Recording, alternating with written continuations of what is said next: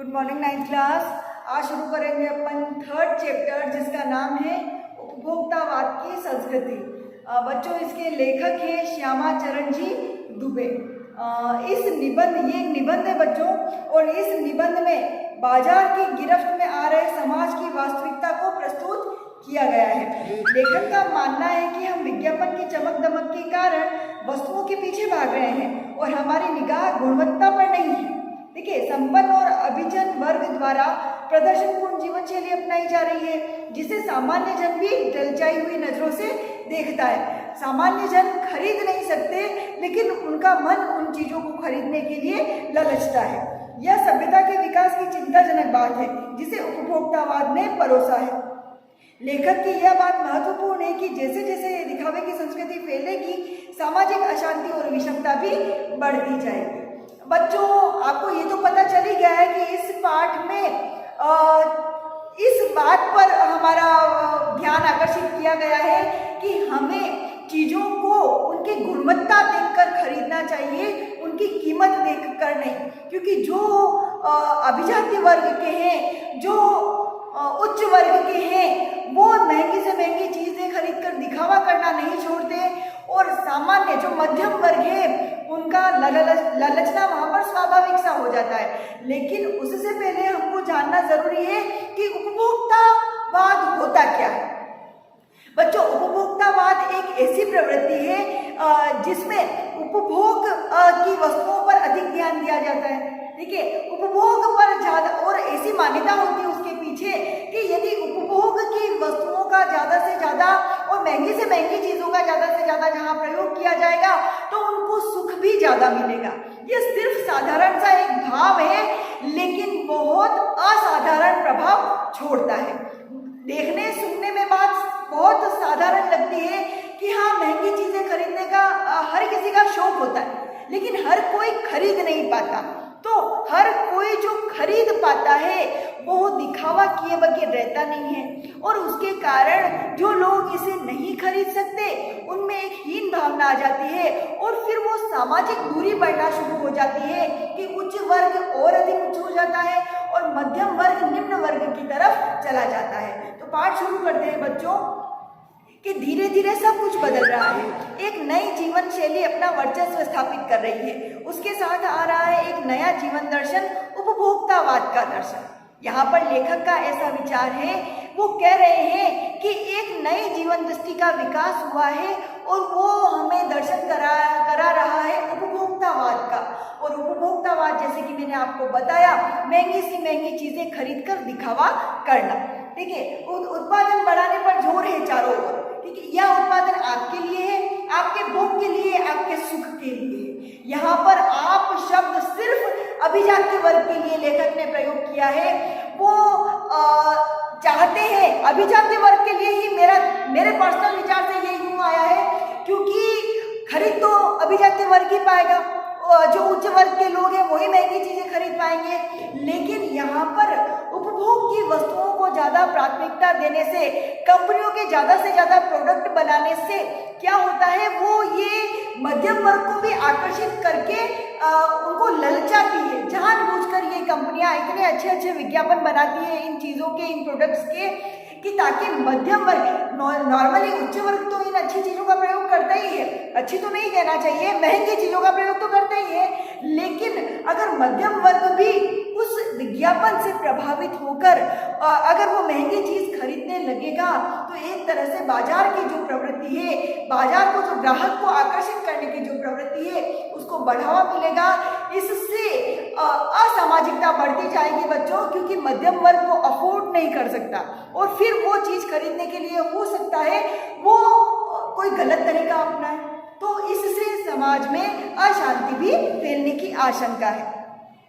बच्चों, उत्पाद तो आपके लिए है, पर आप यह भूल जाते हैं कि जाने अनजाने आज के माहौल में आपका चरित्र भी बदल रहा है और आप उत्पाद को समर्पित होते जा रहे हैं। ठीक है, व्यक्तियों को बच्चों पसंद नहीं देखनी चाहिए, जरूरत देखनी चाहिए, अपनी आवश्यकता को पहचानना चाहिए।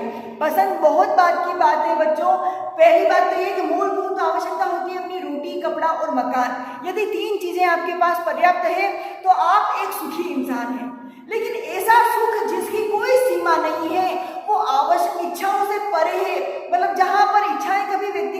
समाप्ति नहीं होती। हम जानते हैं इच्छाएं कभी समाप्त नहीं होती।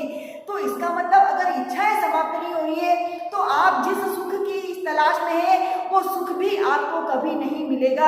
आज आपके पास साइकिल है तो आपको स्कूटर चाहिए, स्कूटर है तो आपको बाइक चाहिए, बाइक है तो आपको फोर व्हीलर चाहिए, फोर व्हीलर है तो हेलीकॉप्टर एरोप्लेन चाहिए। इसका मतलब क्या कि एक चीज को प्राप्त करते ही दूसरी चीज की इच्छा अपने आप उत्पन्न हो जाती है। तो फिर क्या आप जिस सुख की तलाश में है वो सुख आपको परिपूर्ण कर रहा है? वो सुख आपको परिपूर्ण रूप से मिल रहा है? नहीं मिलता।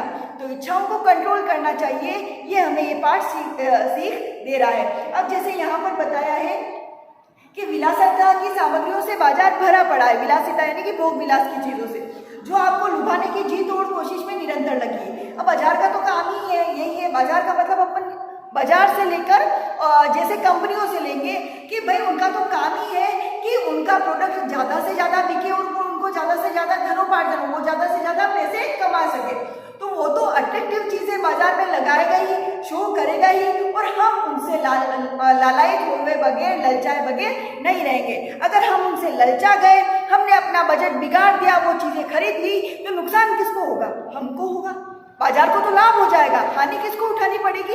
ग्राहक को। अब देखो विज्ञापनों की दुनिया पे अपन आते हैं कि दैनिक जीवन में काम आने वाली वस्तुओं को ही लीजिए। टूथपेस्ट चाहिए। अब टूथपेस्ट की दुनिया बाजार में कितनी सारी वेराइटीज उपलब्ध है। कोई लौंग वाला, कोई नमक वाला, कोई काली मिर्च वाला, कोई ऋषि मुनियों द्वारा बनाया गया, कोई हरे कलर का, कोई पिंक कलर का, कोई अगर मतलब अनलिमिटेड टूथपेस्ट की क्वालिटीज आ गई है आजकल, ठीक है। उसके बाद भी ये कि अगर टूथपेस्ट आपको मिल गया है तो टूथब्रश का नंबर आता है। टूथपेस्ट आप अच्छी क्वालिटी का यूज कर रहे हो, अच्छी सिर्फ कहने के लिए, विज्ञापनों की दुनिया में आपको जो सूट होता है वो आपके लिए अच्छा है, ये बात दूसरी है। लेकिन विज्ञापनों की नजर से अपन देखें तो ज्यादा से ज्यादा वैरायटी में जो आपने चूज कर लिया, महंगे से महंगा टूथब्रश, टूथपेस्ट किसी को देखकर आपने खरीद लिया। अब नंबर आया टूथब्रश का, तो टूथब्रश की भी उतनी ही सारी वैरायटियां, कोई जिगजैग वाला, कोई स्ट्रेट वाला, उसकी पहुंच के आधार पर भाई वो दांतों के कोने कोने में जाकर सफाई कर रहा है, वो अच्छे से सफाई कर रहा है, नहीं कर रहा है। तो इतनी सारी वैरायटियां टूथब्रश की भी आ जाती है। टूथब्रश आ गया, अब जी ये माउथ फ्रेशनर, माउथ वॉश चाहिए। नो, यहाँ पर एक पुराने जमाने की बात थी बच्चों, नीम की डंडी से ही लोग बाग ब्रश कर लिया करते थे, उनके दांत साफ हो जाया करते थे, और नीम साधारण सहज सुलभ वस्तु थी, ठीक है। लेकिन यहाँ पर विज्ञापनों ने एक छोटी सी चीज को कितना ज्यादा एक आकर्षक उत्पाद बना दिया है, ठीक। अब जिसके पास जितना ज्यादा महंगा टूथपेस्ट, टूथब्रश, मतलब ये बाथरूम की जो आपका वॉशरूम जो है आपका, वहाँ की वैल्यू बढ़ाएगा कि जिसके जितने कंपनी वाले प्रोडक्ट हैं, महंगे से महंगे प्रोडक्ट है, वो उतना रईस माना जाएगा। अब ये सारी चीजें उपभोक्ता को आकर्षित करे बगैर रहती नहीं है, तो कहीं ना कहीं आदमी अपना बजट इसमें बिगाड़ लेता है। अब जैसे साबुन देख लो, छोटी सी चीज है साबुन, अब वहां पर कोई लंबी खुशबू वाला, कोई दिन भर तरोताजा रखने वाला, कोई गंगा जल से बना हुआ, कोई ऋषि मुनियों द्वारा जो आयुर्वेदिक जड़ी बूटियां हैं उससे बनने वाला। तो साबुनों की भी हजारों वेराइटियां बाजार में मौजूद है, और इंसान इससे आकर्षित होता है उसका विज्ञापन देखकर। अच्छा, किसी हीरो हीरोइन ने उसका ऐड कर रखा हो, फिर तो 4 चांद लग जाते हैं, हाँ मुझे तो वही साबुन चाहिए, ठीक है। साबुनों के बाद में आप देख लो, साबुन तो ठीक है, स्त्रियां तो करती ही है कंपटीशन, हमेशा नॉर्मल सा गुण है स्त्रियों का कि उनमें कंपटीशन की भावना ज़्यादा होती है। अगर फलानी स्त्री के या उनके मित्र में से किसी स्त्री के अगर वो प्रोडक्ट अच्छा वाला यूज़ कर रही है तो हमें भी उससे महंगा वाला ही यूज़ करना है, ये तो साधारण सी बात है। पुरुष भी इस मामले में पीछे नहीं है।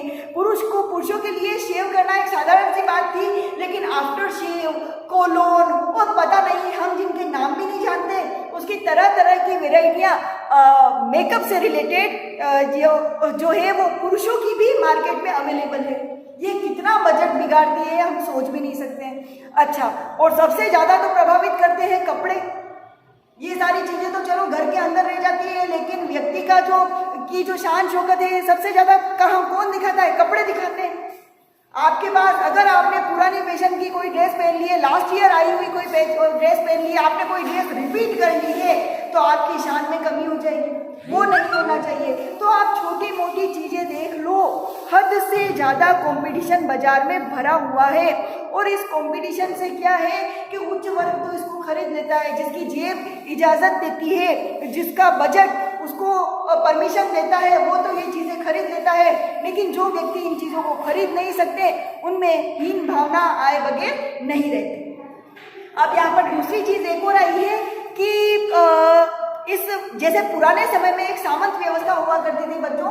सामंत व्यवस्था ऐसी चीज थी कि जिसमें व्यक्ति बिना किसी श्रम से भूमि से जीविकोपार्जन कर रहा है। अब जैसे किसान है, उसका खेत है, तो वो खुद हल चलाएगा, खुद बीजारोपण करेगा, खुद फसल की देखभाल करेगा, तब उसको फसल मिलेगी। लेकिन सामंत वर्ग ऐसा था बच्चों कि जो जिसके पास न तो राज्याधिकार था, न वो मजदूर वर्ग में था, वो बीच की एक व्यवस्था थी जिसमें बिना किसी अधिकार के वो राज्याधिकारों का प्रयोग करता था, अपने आप मन से ही राजा बन के। भाई वो राजाओं के पसंदीदा व्यक्ति होते थे, जो धनी पुरुष होते थे, उनको राजा कुछ बाई चांस की मित्र मंडली में आ गए या उन्होंने कुछ विशेष चाटुकारिता करके वो राजाओं से संपत्ति हथिया लेते, थोड़ी सी जागीर हथिया लेते और उसका मालिक बन बैठते। उसके बाद उन जागीरों पर बिना पैसे के मजदूर रख लेते वो, ठीक है। अब उन मजदूरों से वो काम करवाते, उनको तो तनख्वाह नहीं देते और उनकी जो उस भूमि से जो उनको फसल मिलती उसको बेचकर खुद धन कमाते। तो ये एक सामंती व्यवस्था थी। तो सामंती व्यवस्था में भी जैसे निम्न वर्ग पर अत्याचार होता था, वैसा ही ये जो उपभोक्तावाद है ये भी आम लोगों पर अत्याचार कर रहा है। पुरानी सामंती व्यवस्था और आज की उपभोक्तावाद की जो संस्कृति फैलती जा रही है वो लगभग सेम ही है। यहाँ पर लेखक ये कह रहे हैं कि सामंती संस्कृति के तत्व भारत से पहले भी रहे हैं, उपभोक्तावाद इस संस्कृति से जुड़ा रहा है। आज सामंत बदल गए हैं, सामंती संस्कृति का एक मुहावरा बदल गया है। हम सांस्कृतिक अस्मिता की बात कितनी ही ना करें, परंपराओं का अवमूल्यन हुआ है। अवमूल्यन यानी कि गिरावट हुई है, आस्थाओं का क्षरण हुआ है, यानी कि आस्थाएं कम हुई है। कड़वा सच तो यह है कि हम बौद्धिक दास्ता स्वीकार कर रहे हैं। बौद्धिक दास्ता क्या कि विज्ञापन हमारे दिमाग को जकड़ लेता है, हम एक तरह से उसके गुलाम बन गए हैं, वो हमें नहीं बनना चाहिए। हमारी नई संस्कृति अनुकरण की संस्कृति है। अनुकरण मतलब कि नकल, कि फलाना इंसान यदि उस तरह का प्रोडक्ट यूज कर रहा है तो हमें भी वो चाहिए ही चाहिए, चाहे हमारी जेब इजाजत दे, चाहे हमारा स्वास्थ्य इजाजत दे, चाहे न दे। हम आधुनिकता के झूठे प्रतिमान अपनाते रहे हैं। अब जिसके पास जितना महंगा प्रोडक्ट वो उतना ही आधुनिक कहा जाएगा, तो ये तो बहुत झूठी बात होगी। अंततः इस संस्कृति के फैलाव का परिणाम क्या होगा? अब आते हैं अपन परिणाम पर कि नकल की प्रवृत्ति हो गई, हमने महंगे से महंगे प्रोडक्ट खरीद तो लिए, लेकिन उसका परिणाम, उसका फल क्या होगा? यह गंभीर चिंता का विषय है। हमारे सीमित संसाधनों का घोर अपव्यय हो रहा है। भाई संसाधन तो सीमित है, लिमिटेड है, लेकिन उनका अपव्यय, अब लिमिटेड सामानों का अगर आप ज़्यादा से ज़्यादा खर्च करोगे तो फिर तो बजट बिगड़ेगी। जीवन की गुणवत्ता आलू के चिप्स से नहीं सुधरती है। आपको भाई कोई किसी भी कंपनी का कोई आलू के चिप्स का कोई पैकेट है, गिनती के 5 चिप्स से आएगी, लेकिन नाम बड़ा है कि हम वो खा रहे हैं, वो खा रहे हैं। कोई भी छोटी से छोटी चीज़ हो गई, उसका विज्ञापन उस पर बहुत ज़्यादा गहरा प्रभाव डाल रहा है। विकास के विराट उद्देश्य पीछे हट रहे हैं, हम झूठी तुष्टि के तात्कालिक लक्ष्यों का पीछा कर रहे हैं, मर्यादाएं टूट रही है, नैतिक मानदंड ढीले पड़ गए हैं, व्यक्ति केंद्रिकता बढ़ रही है, स्वार्थ परमार्थ पर हावी हो रहा है, भोग की आकांक्षा इस आसमान को छू रही है। किस बिंदु पर रुकेगी यह दौड़? भाई इच्छाएं कभी नहीं रुकती, तो यह जो उपभोक्तावाद की दौड़ है यह भी कभी नहीं रुकेगी।